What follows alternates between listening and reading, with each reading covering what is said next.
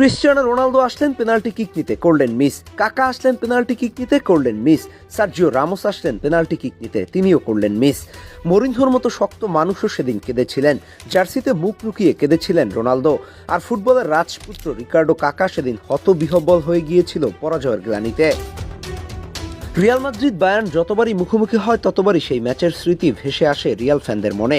সেবার champions league জয়ের সবচেয়ে বড় দাবিদার যে ছিল রিয়াল।